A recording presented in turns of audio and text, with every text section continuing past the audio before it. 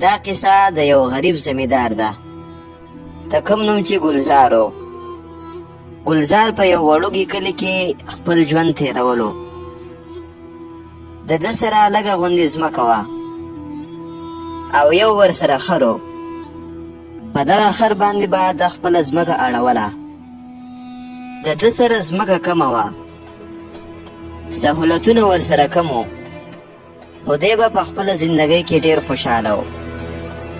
دی به سهار وختي د خپل خر سره پټي ته تله او تر ماښامه پورې به یې په دغه پټو کې کار کولو. د ده سره په ګاونډ باندې یو سړی اوسېدو چې نوم یې شېرګل و. شېرګل سره ځمکه هم ډېره وه او د هغې د اړولو دپاره ورسره ټریکټر هم و، مطلب چې هر قسمه سهولت ورسره و. خو دی به بیا ګلزار ته ځورېدو او د ګلزار خوشحالي به ترې نه برداشت کېده. نو شېرګل سوچ وکړو چې کیدی شي د ګلزار دا خوشحالي د ده دا خري. نو په بله ورځ شېرګل د ګلزار پټي ته رالو او ورته یې وویې چې ګلزاره دا خر دې په ما باندې راخرڅ که او زه به درله د دې ډېرې پیسې درکم. نو ګلزار ورته وویې چې دا خو زما د کار ملګری دی، دی زه تاله نشم درکولی.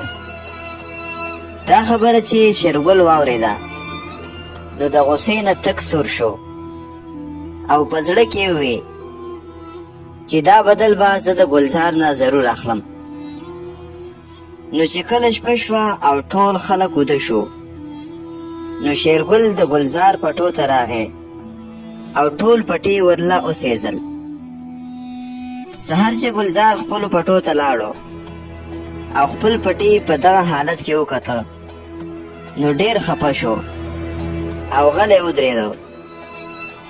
بیا یې سوچ وکړو چې اوس خو ما سره د روټۍ دپاره هېڅ څه هم نشته، خو داسې کار کوم چې خپل لا خر به خرڅ کم چې لږې ډېرې پیسې خو میلاو شي که نه.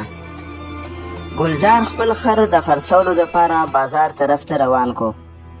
د ګلزار سره په جیب کې 15 اشرفۍ وي. نو ده سوچ وکړو چې هسې نه په لاره رانه د اشرفۍ څوک پټې کړي.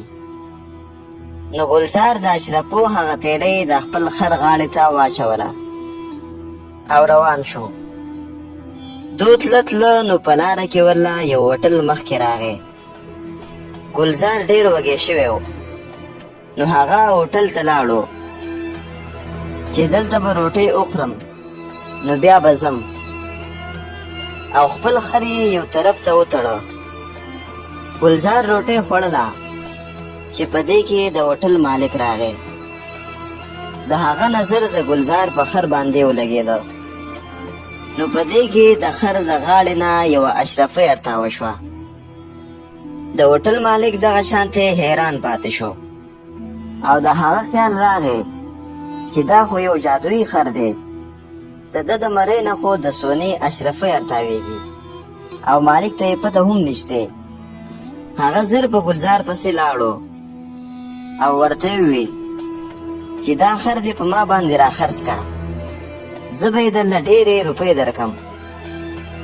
نو ګلزار خپل خر د هوټل په مالک باندې ښه په ګرانه بیه باندې خرڅ کړ او په هغه پیسو یې ځان له غواګانې واغستې او دوباره خپل کلي ته راغی. ده په کلي کې د دودو خرڅولو کار شروع کړو. رو رو د ګلزار کاروبار بړاو شو او هغه د وړومبنۍ نه زیات خوشحاله و. بل طرف ته شېرګل هم هغسې په بدنیتۍ کې پروت و او حیران و چې دی څنګه دومره زر مالداره شو. نو څوک چې د بل په نصیب باندې حسد کوي نو هغه خپلې خوشحالۍ په خپله سېزي.